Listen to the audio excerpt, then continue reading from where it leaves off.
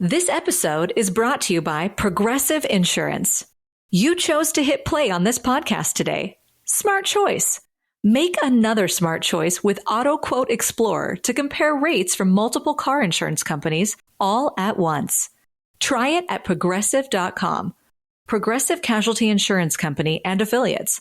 Not available in all states or situations. Prices vary based on how you buy.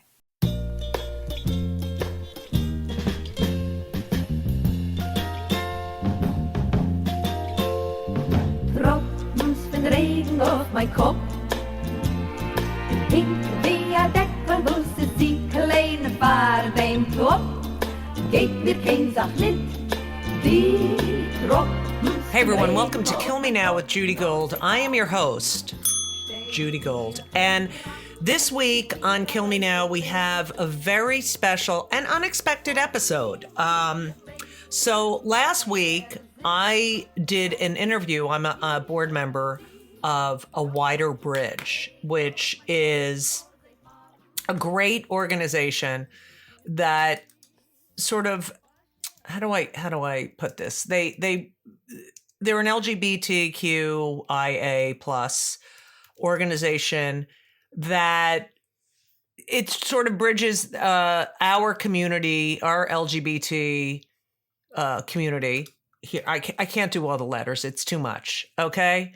But they build a strong relationship between the LGBTQ communities in North America and Israel, and advances LGBTQ inclusion in Israel, and advocates for justice and fights antisemitism and other forms of hatred. And so I'm on the board of this great organization. And Elisa and I, when we went to Israel last year, we went on a mission with A Wider Bridge. They're a fabulous organization. Look them up. A Wider Bridge. So last week for A Wider Bridge, we do a lot of programs. I had the honor of having a conversation and an interview with Gili Roman, whose sister, Yarden Roman-Gat, was a, sorry, I'm doing a lot of this, was a hostage and was released after 54 days. Her sister-in-law is still there. Her mother-in-law was shot. You're going to hear the whole story. So Gili is gay. He was a principal at a school dedicated to peace. His brother, who is also gay, was also was on this conversation, this interview that I did with them, and I didn't know he was going to be there, but it was really an important conversation. It was an enlightening conversation. And I interviewed them while they were on the campus of Harvard, about to speak to the students. And I asked if I could take this conversation that we had and use it as one of my podcasts, because it was very substantive, very important. And, it's 6 months since the hostages were taken. And that's a long time. It's a really long time. And I don't want to forget about them. I want people to realize that, we need to keep this conversation going about the release of these hostages. And I think you're going to learn a lot. And I think you're going to really enjoy it. I really enjoyed talking to them, and I wanted it to go on and on and on. I want to share this with you. So this week's Kill Me Now is dedicated to the hostages. And as we approach Passover, which is about freedom, it's going to be a different Passover. And, it's just a really hard time. It's a hard time for Jews in America. It is a very hard time. And it's a hard time for Jews everywhere. But let's remember, we're 0.2% of the population of the world. 0.2%. of the population of the world. 0.2%. There are 24.1% of the population, 24.1 quarter of the population practically is Muslim.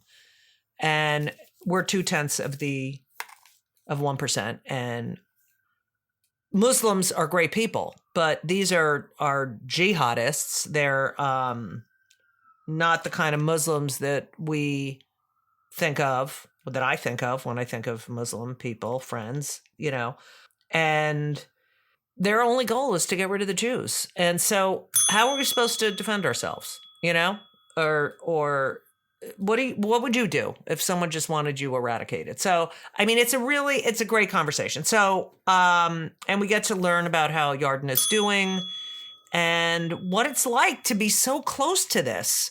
Because I got to tell you, all the Jews I know, we realized when this happened that we're all 1 or 2 degrees away from someone in Israel, someone in the situation, someone, really close to the situation and the hostages. So we're a very tiny population. So I think you're going to enjoy this.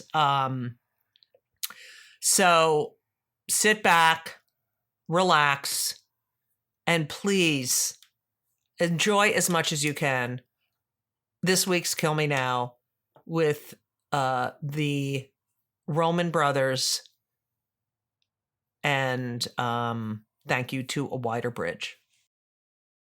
I just want to introduce. I know Gili, who is a member of our community and a swimmer on the Israeli swim team. So watch out, men. And Liri is also they're both the brothers of proud brothers of Yarden Roman-Gat, who was taken. The story is incredible, as all these stories are. Yarden is the mother of a 3-year-old daughter named Geffen. She was kidnapped on October 7th from Be'eri, which is one of the kibbutzim that were essentially massacred. And I can let you, Gili or Liri, tell the story of how their sister Yarden survived. How she was. If you could just tell the story, it's fascinating about how they were visiting the in-laws. They were she was at her mother-in-law and father-in-law's place. They were visiting for the holiday, and boom. So first of all, thank you for the intro and the whole team for the event. I'm excited. It's not the first time that I'm speaking and cooperating with Wider Bridge. I think that you're doing an incredible and important, vital work in these days, mostly, but in general. And I'm glad to have Liri here by my side. His husband also here on the. He's in the background. Wait a minute! Stop the press. I'm speechless. I have 2 straight sons, and your parents lucked out. Our mom was more successful than you. Yeah, please. I tried to groom. It didn't work. But, God bless both of you. I'm so glad you're both here. And I'm so sorry about what you have been through. But so welcome. And I hope I said that Thank properly. You. That definitely. And so I will complete the picture that you started to describe. So Yarden lived in kibbutz Be'eri. Be'eri is one of the closest kibbutzim to Gaza, just a few miles in your system. It's really nearby, and she lived there with her husband Alon and their daughter Geffen. And they lived there for 4 years because Alon grew up there and his parents lived there, Kinneret and Eshel. And they actually left the kibbutz because of the constant rocket attacks and the security breach. So although it's like a perfect place that you can imagine of bringing up a child that was constantly breached, and Yarden could not tolerate it anymore, and they left in the beginning of September. And we took them to South Africa to refresh a little bit. Liri was here with Ido. They got married in New York, but we were in a trip with Yarden, her family, my father, and my little sister for 3 weeks, and we came back on October 6th. Wow. And since they didn't see his side of the family for 3 weeks, of course, they wanted to go and not only spend the evening, Friday evening, they wanted to spend the weekend and the holiday. So they stayed over. And as you said, on Saturday morning, their house has been implicated, and they taken the family members one by one. So firstly, they took Alon's mother, Kinneret, and unfortunately, they murdered her outside of the home with 3 other civilians. We found about it on social media. Hamas released the video of her captivity and also her death alongside these civilians. I saw it on Instagram. Her son saw it as well on social media. Afterward, they took his older sister, Carmel, who is still a hostage till today. And we are really hoping, and we'll talk about it, that she will be released soon. And afterwards, they took Alon, Yarden, and Geffen, put them into a vehicle, squeezed them with a few terrorists, and told the driver to take them towards Gaza. And fortunately, just before crossing the border, the terrorists detected a tank, an Israeli tank by the border, and they escaped the car and told the driver just keep on taking these guys into Gaza. I forgot to mention that they also took the neighbor, Tal, put them into the trunk, and he's also still a hostage today in Gaza. And once Yarden and Alon understood that this is the only and last chance for them maybe to escape, they just decided to jump off the moving car. Yarden was holding Geffen. They jumped off to the ground, started to run away. And after a few hundred meters, Yarden realized that she cannot both stay with her daughter and save her. And she decided to hand over Geffen to Alon and told him to run, which he did. And he found a ditch, and he was hiding there with Geffen for over 8 hours with no food, no water, a complete silence. And only when it was dark enough, they started to slowly walk through the fields until they got back to Be'eri, where our troops were already stated in the morning. But Yarden, our sister, decided to stop running in order to protect her body. They were chased by the terrorists while being shot at. Innocent parents with a 3-year-old child in their hand. And Yarden was really afraid to get injured.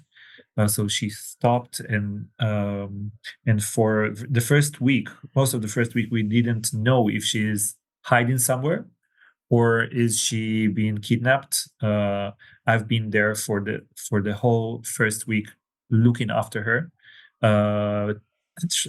trying to convince the IDF to launch expedition journeys to find her. And only on Wednesday evening, it's been decided by the evidence on the ground that she has been taken again. And since then, we are on a global campaign for the hostages. We were lucky enough to get Yarden back on the former deal over 100 days ago. She was released after 54 days. And this is really the most exciting moment that we got our life back. We got Yarden back. And also, Geffen, you said that Geffen is 3 years old, but we celebrated her 4th birthday last week. And that was really the biggest gift that we could celebrate with both her parents. And just the fact that this small kid, it is so unobvious that she's alive. She was rescued by her parents they saved her life. We could either have her captive, like other children, a 3-year-old captive in Gaza, and we would get a completely different little child back, or they would just kill her. But we have her alive, and we have her father, and we have her mother. Without that was a very moving event, but obviously not complete because her aunt Yep. And her is, grandmother. is still, and her grandmother. This is true. And we hope that for her next birthday, actually, we hope that even for Passover, we're gonna have Carmel back already, because it's integral this event. I saw the interview on 60 Minutes, and your sister's amazing. And Ilan, he was asked if Yarden is a different person, and he said, no, she's not. She's not a different person, but Ilan is. What is the effect? I mean, I'm sure you're all different people. I mean, at this point, how is she doing? How is... Maybe they can complete me. I think that we are really all different people, and it's hard to say exactly how.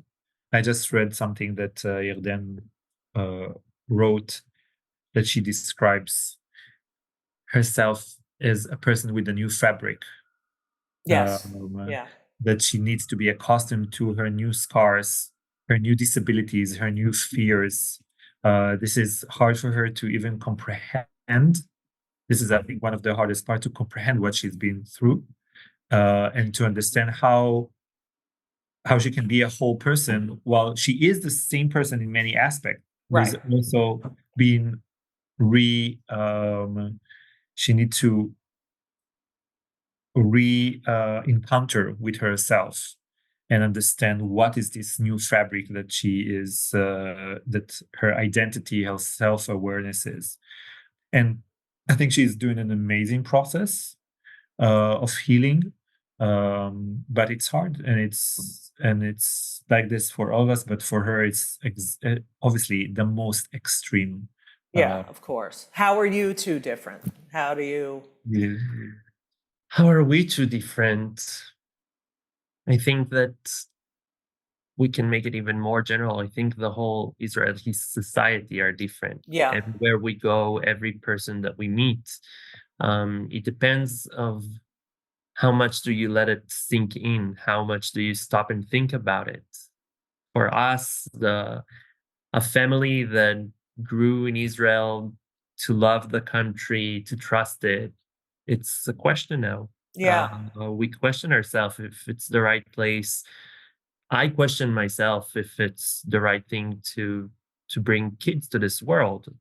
You need to understand that for us, it's a normal family that woke up to a Saturday morning for the front door to be torn out and for the family members to be taken from their home and being held hostage. It's a scenario when you feel, if you have a chance, if it's still not too late to get your own kids, how could you do that? And to be constantly worried that it could happen again.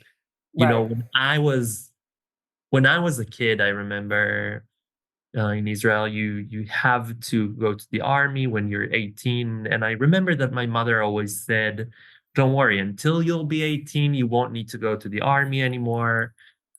Israel will figure it out. There'll be peace here. I think that we can't promise this anymore to ourselves.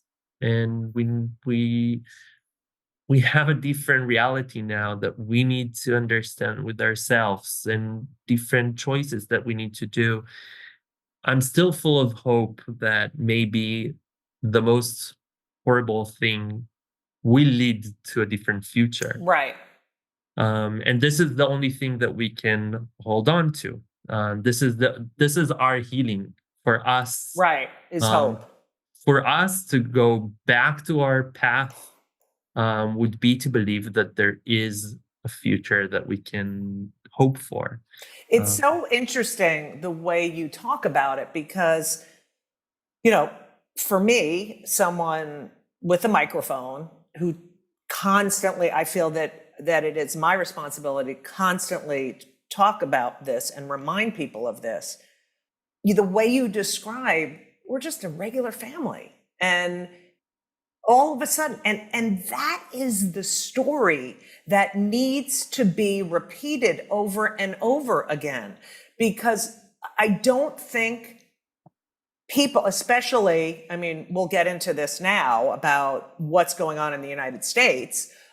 I think people are so misinformed and they don't realize you may not be living in Israel and you may not be a Jew, but you're just as vulnerable. And that is what doesn't seem to be getting across. Yeah.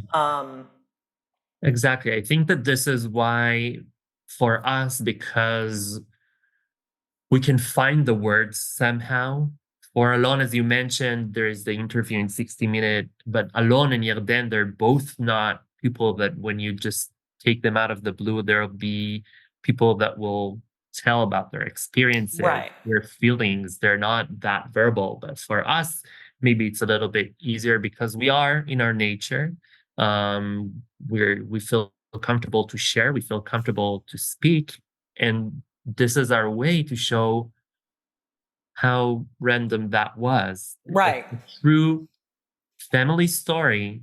Yarden just decided to leave that kibbutz. They were away to travel. They came back because they wanted to spend the holiday with the family. Right. Everything is so everyday life. Right. And then all of a sudden, and this is what I think that is the most important part of the story. And this is when it all started. It was so important for us to explain to the world that we think, in our opinion, you can say a lot about Israel, and maybe we can elaborate on that, but terrorism is a problem of the whole world. Right. And if we'll allow what happened here now in Israel, if we'll give that kind of like the stamp, it could be anywhere, anytime around the world. It doesn't need to be only Israel, exactly this format.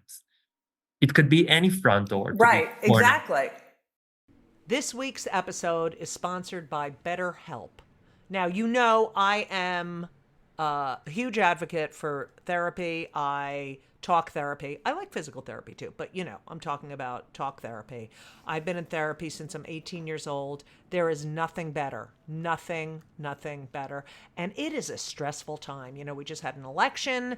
It's the holidays, and we're going to have to spend family time or not spend family time. It's a decision you might make in therapy, because therapy is really the best way, the only way to process your feelings, anxiety, depression, everything. I've been doing it for over 40 years. I know what I'm talking about. So if you've been thinking about starting therapy, if you thought about it for years and just didn't do it, please give BetterHelp a try. It's entirely online. It's designed to be convenient. It's flexible. It's suited to your schedule. You go to betterhelp.com/JudyGold. You fill out a brief questionnaire. You get matched with a licensed therapist, and you can switch your therapist at any time for no additional charge. I've done that multiple times in my life, switch therapists. It works. It works. And I know a lot of people who have used BetterHelp, and they love it. So find comfort this December with BetterHelp.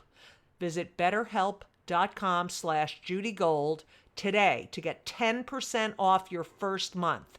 That's BetterHelp, HELP.com/JudyGold. You're welcome. I'm so curious about, it's so interesting about you saying, you trusted the Israeli government. You went to the army because you knew it was part of being of safety for everyone.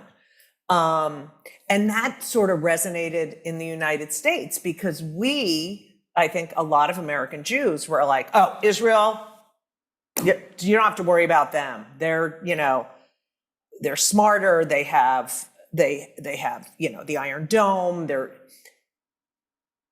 We see protests, with Netanyahu.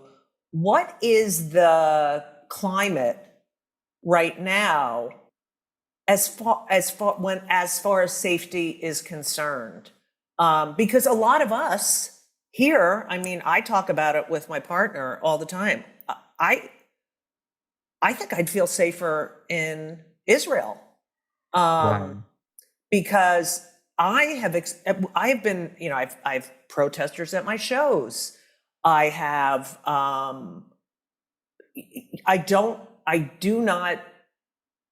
the ignorance here, the willful ignorance is beyond anything. It was like a Pandora's box open, like, oh, good.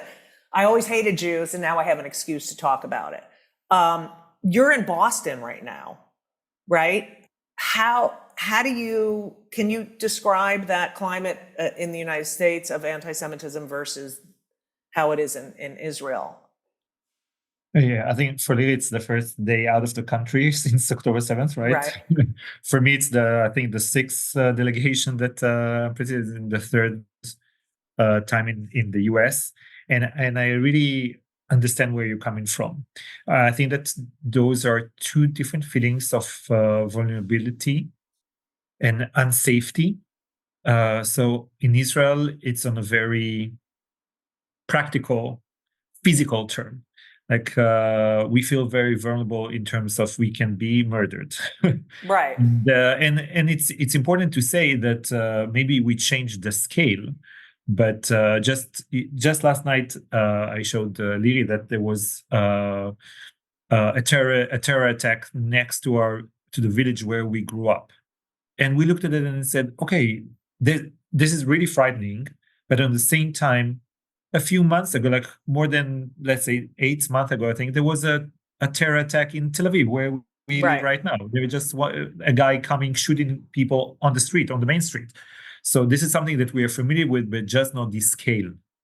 And we got to the point where October 7th, I know people at my age that were afraid to sleep in their apartment in Tel Aviv because they thought that somebody is going to infiltrate and kill them in their sleep, in their beds. But this is just a new level. And also now when we're talking about the war in the north with Hezbollah, this is not like a speculation. We can actually be attacked.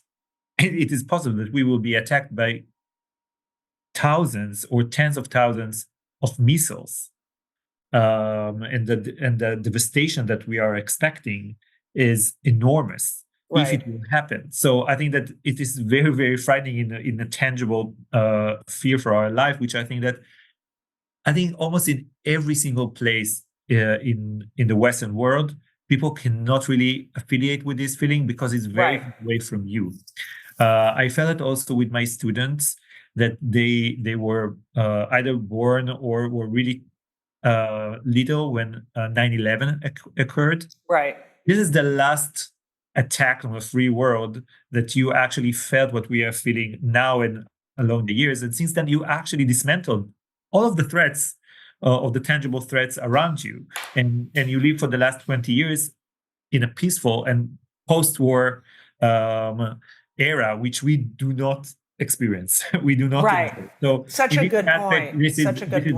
This is very genuine fear that we have. But on the other hand, I met many Jews here in the US and also in Berlin that they said, we just came back from visiting in Israel. That was such a relief. And I understand that because in Israel, everybody is supporting each other at the moment. Right. Everybody are on the same page. Here, you are completely by yourself. Gladly, you have this amazing community and you're getting more attached to one another and also to us. But people here in the best term, they don't care. But something that you care very deeply for. And in the worst situation, they think that they pointed you as the enemy, as someone who need to be fought against. And also we can see here we are in the campus, it is something that happened in campuses, but also on your streets, violence, just violent protests, violence, hate speech, and hate crime. So I think that I can understand how people can feel very unsafe and also unwelcome. The issue with Israel, that if you'll be there, you feel welcomed. Right. You know, And it's here- often, we often say here, go there. Have you ever been there? You know, none of these people have ever been there. And I think that being here in the United States, where for you, I'm a visitor here, but for you, it's home. And to feel outcasts at your own home, I think that we all know it as our community. Right. What does it mean? What does it feel to be an outcast in your own community, in your own home, and having to experience it as Jews and without any acknowledgement from the system, from society, that you're also a minority, that you're also experiencing this kind of segregation and this kind of attacks. I think that this is a horrible, and I understand that this feeling, and part of what we are doing, like this conversation, also physical, we'll do here today, tonight at Harvard, is giving people the strength to see us, to meet us, and to meet each other, and to remind ourselves that they have power, and it is your place, and it is your home. Right. And to humanize the problem. Yeah. But, it's so interesting that you speak about feeling left out of society or feeling marginalized, because, this is a wider bridge, and we've all experienced that, and not for being Jewish. And I was curious as to how being a part of our community, how being a part of the LGBTQIA plus community has affected your work. I mean, I know for me, the Queers for Palestine, I'm speechless. It's beyond, but you're now going from, we were all LGBTQ plus active. Now we have this added situation. I'm really wondering how your gayness has affected what you're trying to do, if at all. Is it just an afterthought now because there's so many other issues? For me, I can link it to the other two questions, because for me, it's the same scars. Yep. It's the same thing that will now need to go with me, because when you're asking how are we today, I think that it was October 7th was eye-opening. It was nothing new. We all knew in Israel, and we all know in the US, we all know what's going on behind this, like under the surface, behind the scenes, the things that we're trying not to pay too much attention to. Right. And then all of a sudden, something like that happens. Yep. And you get a new perspective. You can't just ignore being Jewish anymore and being outcast from the wider community of your city and feeling not welcomed and feeling not comfortable. It was always there, but now you get rash. You can't just seek back and let everything happen. You feel like you have to do something. And also, I mean, the place that I work back in Tel Aviv, there are a lot of Olim.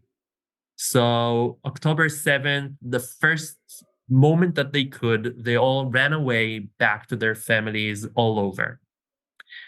And then 2 weeks later, they all ran away from there back to Israel because it made more sense. Right. And then I found myself, even as a gay person, starting to work on my children, fighting for the rights of gay parents in my workplace. And it's not something that I would do naturally. But then all of a sudden, I think that I'm a new person now. I need to fight for what's important. I need to find words for the things that matter. I need not to let just things pass by, because how can you? Because then horrible things will happen and you'll say, I didn't do anything for it. Right. This is beautiful. No, it sure very, is. very, very proud of him as always. I think that for me, what I'm experiencing, or what I've experienced since October 7th in our community, is pretty much it resonates to me a little bit of how I felt as a gay person in the general society before I came out mostly, but also after that. I need to find my place inside a community that is ignorant and is marking me and not caring enough about my rights and what I'm going through. Because as you mentioned, I'm a part of a gay swimming team, and we are part of a gay swim world organization. And I just came back, I think 2 months before or 3 months before I came back from an international game swimming Olympic. And I made friends, and we marched together in the gay parade. That was really an uplifting moment, like a mark of like the top feeling of community and shared Right. experiences and acceptance. And after October 7th, nobody, I think 2 or 3 people approached me from our world gay community. And I'm also used to, every time I'm going abroad, I'm going to a main city, I'm swimming with the local gay team. Nobody addressed me. Nobody contacted me except from really, really few people. And also the organization. This is why I was so excited to meet Ethan and to meet Wider Breach, that I was connected by our team leader. I told him I need to feel that our community, worldwide community, is supporting us, and I need to speak with them. And that was the opportunity. This is why I was so eager to do that. And last time I was here, it was also already after Yarden came back, and I went to DC, and I wanted to go. As I said, I'm usually swimming with these teams, and I was so afraid. Like I thought, like none of them, like some of them know me. Right. We are not best friends, but they know me. Right. I don't know how are they going to react. Are they going to exclude me? Are they going to hug me? Are they going to ignore the situation? Are they going to ask anything? Even people who don't know me, they will ask, where are you coming from? Right. Like, should I lie? I even thought about lying. I thought about like inventing a place where I'm coming from. Wow. And I know a little bit of Italian. So I thought, okay, maybe I'll say I'm from Italy, and they will just leave me alone. And this is such like a closeted experience. Right. No way. I will go to this game team, and I will say what happened to me, and I will deal with the consequences. And actually, most of them were very, very kind. But I think that as a whole, we feel that the larger community, which I really feel it's my community, has not only turned their backs on us, but always actively excluded us, Right. and pointing fingers at us from a very, very narrow-minded, ignorant position. And not only I think that there is nothing to criticize Israel, Right. but I really don't think that this is remotely fair. And I think, as I said, it really resonated with me, with my experience, and that was one of the hardest. Like for me, as personally, beyond the family and national issue, for me, it hurts the most with our community. And secondly, because I'm a peace activist and my expertise peace education, so I had a very hard experience also in that field, because it's really what I dedicated most of the last decade doing, is to promote peace. And obviously everybody can understand that it's very devastating for this cause along these days. I love how you equate being in the closet that we've all experienced with being Jewish today, because I know as a comedian that so many of these Jewish comics are like, you know what, I'm not even going to do my Jewish material. It's not worth it. And I feel like it's more worth it now than ever before. I think all of us on this Zoom have experienced that our community turning their backs because it's as if we're not the victims, you know. That I am curious as to how we, I mean, it's so hard to shift the conversation, but I really want to keep the conversation about the hostages. And I think, we had this horrible situation yesterday or the day before with these aid workers. Of course, we're all upset about that. No one wanted that to happen. But it's another thing they grab, and it's another thing that takes the conversation away from the hostages. So how do we keep that conversation going? Yeah, it's super difficult because I said many times in Israel, because people don't understand how come they don't speak about the hostages. But even in Israel, we don't speak about the hostages as much as we used to, because it is not news. I met with a very leading Democratic senator last time, and she said, like, every time I mention the hostages, but what can I say more than just bring back the hostages? It's like I don't have more to say, and I told her, like, what you need to do, like, you need to vocalize this frustration, like you need to vocalize the fact that it cannot happen, and understand the scope of the meaning of what does it mean, and also to share the stories. Right. To share the stories. All of you have just listened to us, met us. With most of you, I probably didn't meet before. Go and share this story. Go and share other people's story. And unfortunately, we have now also very harsh testimony about sexual violence, sexual abuse in community. It's very unfortunate, but we have to echo it, and we have to share it and describe it. And in the end, it is about trying to convey what don't you understand, what don't you know about the situation. Because people kind of, even in Israel, people kind of got used to the fact that there are people there. And I think the main thing is that if we will accept the fact that people are just being held in captivity, that's going to be a method now. And I think that all of us need to look at our close ones and look at ourselves and say, are we really next? Because if it's so useful, and just the world is getting used to the fact that people are being taken from their homes and being held for half a year, in a few days it's going to be half a year by a terrorist organization that is not even willing to cooperate with negotiation. Right. All they want is just immunity for themselves. So every terrorist organization will understand. They probably already understand that by now, but they understand that the way to get immunity for your organization is to kidnap people from the Western world. Right. And we have to speak out about it, and also to find the angles. I think that for sure what you're doing is vital, because I also know that Palestinian comedians, there are Palestinian comedians that I follow that I really like, and they dedicate a lot of their sketches and their tours to the Palestinian cause. Right. And I think we should not be too shy to dedicate what we are doing to this cause, because it's not only a Jewish cause and it's not only an Israeli cause. It's actually a matter of world peace. Right. Democracy. Yeah. It's funny that you say that, because, these Palestinian, this whole idea that I have a problem with the pro-Palestinian, it's like they co-opted that term. It's like none of us are anti-Palestinian. We're anti-Hamas.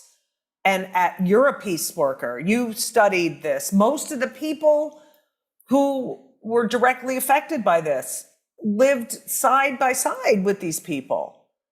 But that, again, is not part of the conversation. And you have to ask, is Hamas pro-Palestinian? Right. They are not pro-Palestinian.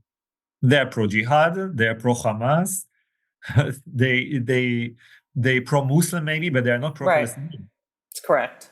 When you think about businesses that are selling through the roof, sure, you think about a great product, a cool brand, and brilliant marketing. But an often overlooked secret is actually the businesses behind the business, making selling simple. For millions of businesses, that business is Shopify.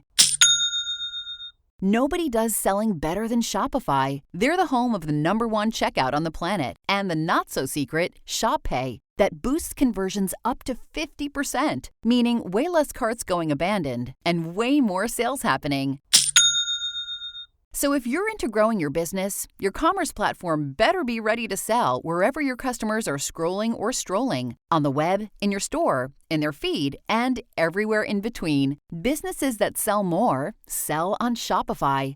Upgrade your business and get the same checkout Allbirds and Skims use. Sign up for your $1 per month trial period at shopify.com/start selling, all lowercase. Go to shopify.com/start selling to upgrade your selling today. Shopify.com/start selling.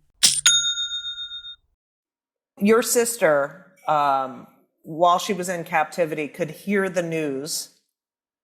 And it was because she heard, was it one of your voices saying, she surmised from hearing your voice that that Elon and Geffen were okay. That to me, that was such a, it just gives me shivers just talking about it.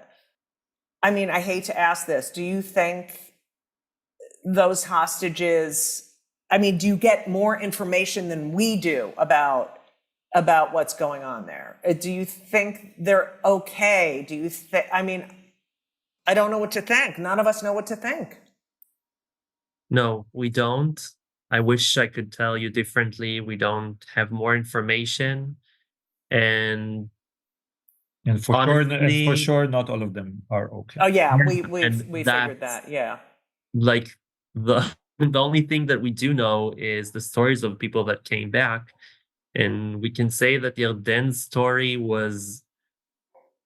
she was touched by, I don't know what, because she could convince her guardians to give her some time to hear the radio.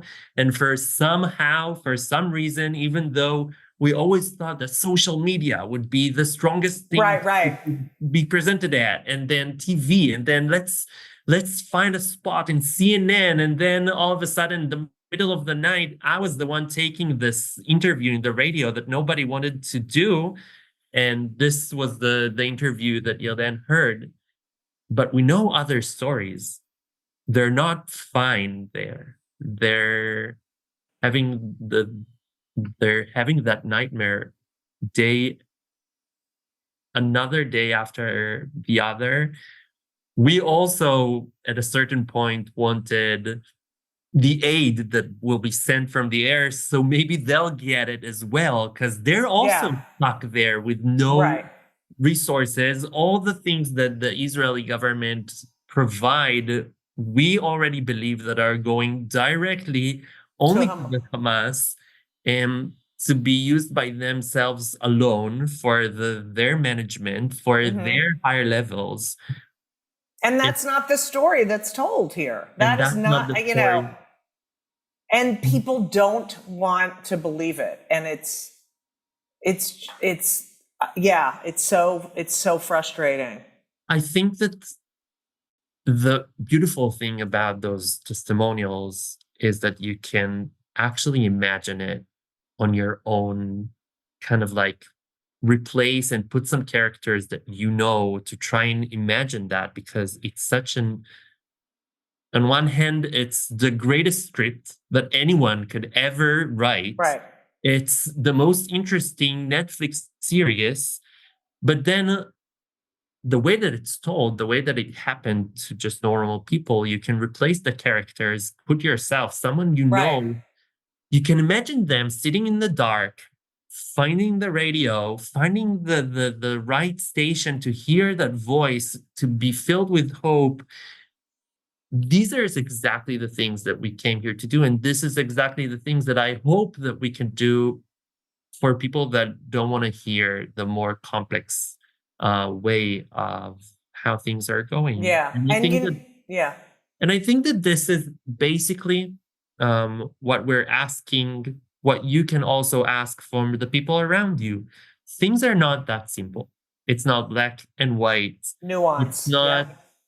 It's like we say, we were grown on the hope of peace. We grew side to side to Israeli Arabs, those that now everybody call Palestinians Right. and well, they were our neighbors. They still are. This is what those are the values that we were grown to. And we see a lot of complexity. We try to convince ourselves over and over that the Israeli army is not an Israeli army. It's the defenses force of Israel. It's here to defend us. Right. And there's two sides to the story. Of course, you can also hear stories of the people from Gaza, and their story is horrible as well. Right. Right. Their government is not there for them. Like our government, like we have trust issues with our government, the Right. same they have, but everything is more complicated than just saying, so what do you suggest? This is what I always, when I go into a conversation where I feel like nobody, like the other side doesn't understand me, what would you do? Yeah, that's What would great. you do? I want a ceasefire today as well. But then what? But Right. then If, we always say here, if they would just release the hostages, there'd be a ceasefire. Look what would be remaining. And there's still so much work to do as far as, building trust and building hope. And I also believe, you were talking about, this idea of hiding if you're Jewish or, I think, unfortunately, this October 7th made every American Jew realize how connected to Israel they are, because we all, even if we didn't know someone directly, it was a neighbor, it was someone in our synagogue. Everyone has a small degree of separation with someone who directly experienced October 7th, and I think it's brought our community together here in the United States. But I think that's about the only good thing. But would you be okay taking some questions for? Yeah, sure. This is from Ron, who is one of the board members. Hi, Ron. Why has there been no pressure applied to enable the Red Cross or other humanitarian organizations to visit any of the hostages? Might Hamas feel doing so could blow their cover, or might the Red Cross or other humanitarian, or I just put that in myself, organizations feel it would put them at risk of another IDF inadvertent attack on them? Well, I don't think that the Red Cross didn't apply their responsibility towards the Israeli hostages because of a fear from the IDF, because they are in Gaza anyhow. I don't think that visiting certain places or a house where hostages are being held I don't think this is the reason. And I met with the Red Cross a few times. I think that we try as civilians, individuals, but also as the forum of the families and also the government to apply a lot of pressure over the Red Cross. Their answer is very simple. Hamas doesn't allow us to see the hostages. That's it. And I had a very hard conversation last time I was here in New York at the headquarters of the Red Cross, and I told them, can you give me any example of any place in the world when you are operating and giving aid only to one side of the conflict? And they could not understand. They could not give an example because it doesn't happen. Right. It doesn't happen. And I told them, you understand that means that in Gaza, you're just a health branch of Hamas.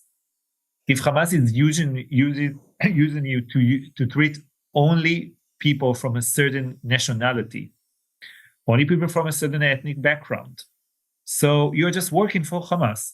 You are not a general, unaffiliated aid organization in Gaza, and you can honestly. They could not give me any other example. Where does it happen? In Colombia?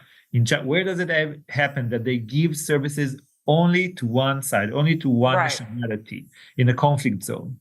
So we try to apply a lot of pressure, and we made them speak out about it. But in the end, the answer is always one. They don't allow us. And if they don't allow, and it's true, okay, obviously, if they don't allow us, if they don't allow them, they cannot visit the hostages because they have no idea where they are. I think that this is the complicity that we all need to understand here. It's not that they don't want, it's not that they don't think that it's their responsibility. In the beginning, one of the biggest frustration that I had was, I want the Red Cross to go and visit the hostages, give me the sign of life, make sure that they give them the treatment. But it's as simple as that they just couldn't. They asked, they tried, they really wanted to, but they couldn't. And this is what goes back to there are different powers and different options and possibilities. As much as they want, Hamas is not cooperating, and this is what we need. I guess, although I question their deep motivation, because we got the communication with them was very frustrating. They try to educate us all the time, making us feel guilty as a family, guilty of the fact that we are even in this situation and that we should talk with our government, that they should And this is what I feel like we can't say is that they could go public with that much more, saying how deeply they want to meet the hostages, they want to take care of them, to make the whole world understand how big, how the Hamas is holding that back, how the Hamas is keeping from that to happen, which is the most fundamental thing that we all, as a Western people in the world, we think that the Red Cross could always be there to find them. Definitely. I don't think that Jews related to our history think that the Red Cross is a big rescue to rely on. They felt that's in the past, so I'm not so surprised about that, honestly. The IDF, the Israeli Defense Forces.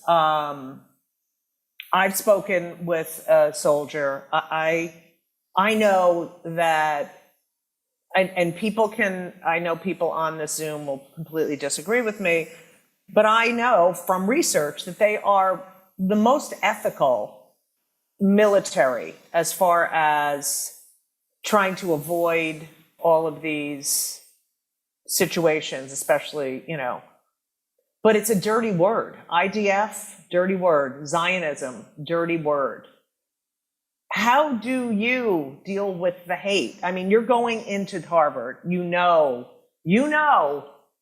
I'm sure you're well aware of what's going to happen, or probably. I don't know. Yeah. I have to say that honestly, because I saw that somebody also asked on the chat that I was not confronted with extreme hate, or radical approach. Mostly people who come to hear us, or people who want to hear us, or who are interested. Not necessarily that they are supportive, but they are just interested. That might change, maybe tonight, or maybe go to MIT tomorrow, or maybe we'll go to Columbia on Friday. Like, I don't know. But how do we get Arab Israelis to speak out? I mean, I think that would be truly effective. Yeah, we just talked about it today because it's very, very hard. I think that they're in a very conflictual spot. In Israel, out of Israel, I don't think that they will speak out a lot.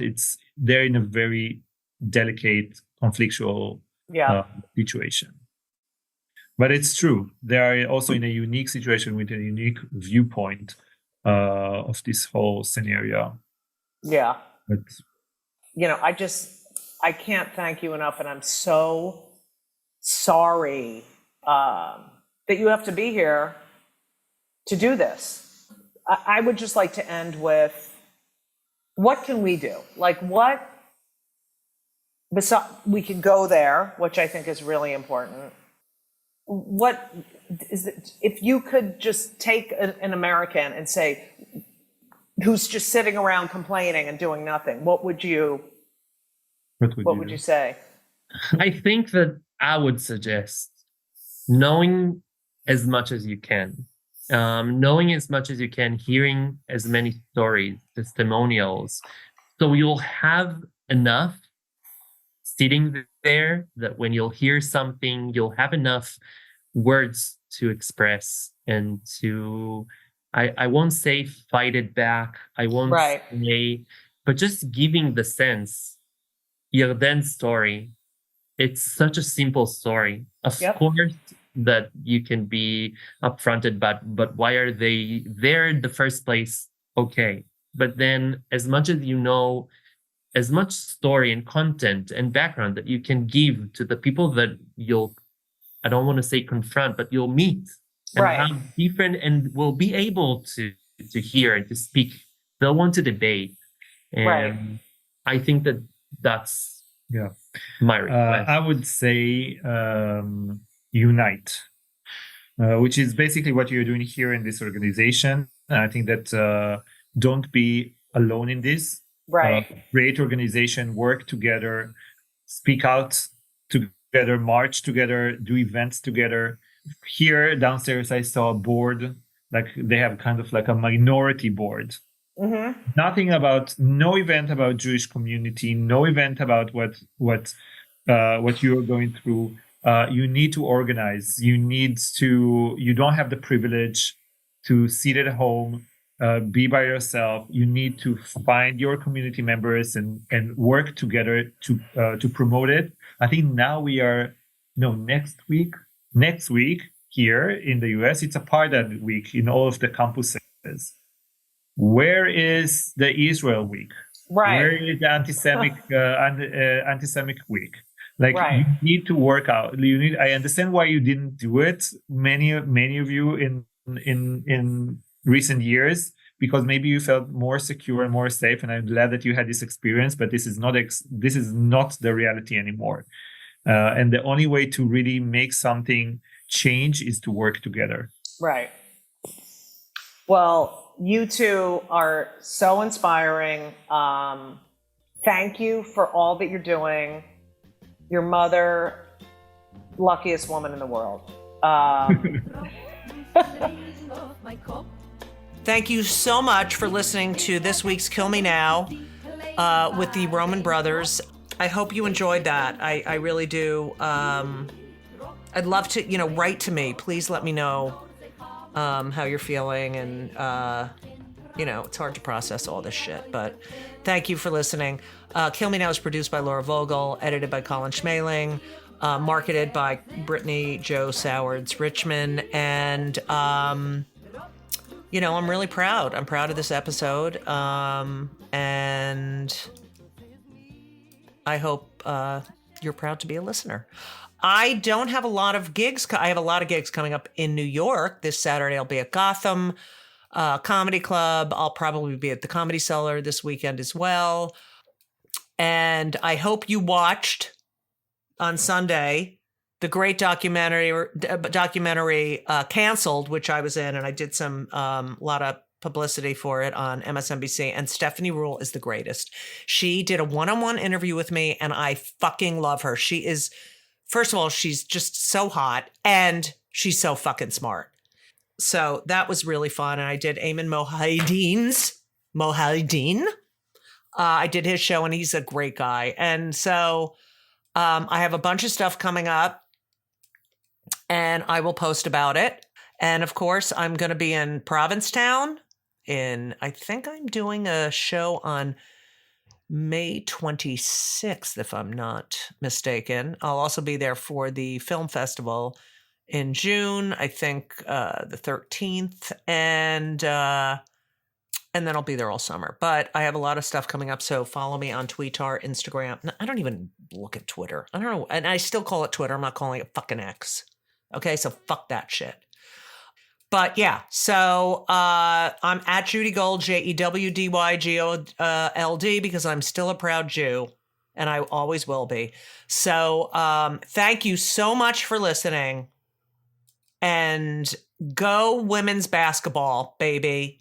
More people watched that game than any other college basketball game in the history of college basketball games. So Go women. Thank you.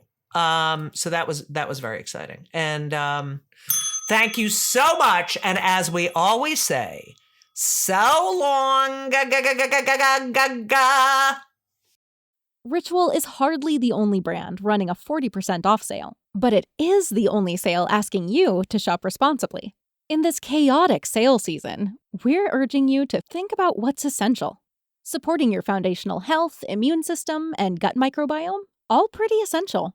How about making sure your products are heavy metal tested, clean label project certified, and vetted for ingredients deemed high risk for human rights and environmental issues? Also essential. So this Black Friday, skip the micro trends and put your savings where they matter. Your health. Give back to your body and support your foundational health with 40% off daily essentials like Symbiotic Plus for gut support, Hyacera for skin support, and stress relief to support the body's natural cortisol response. Ritual products are science-backed, vegan, GMO-free, and sourced through their trademark traceable supply chain. Get 40% off at ritual.com/podcast and shop responsibly.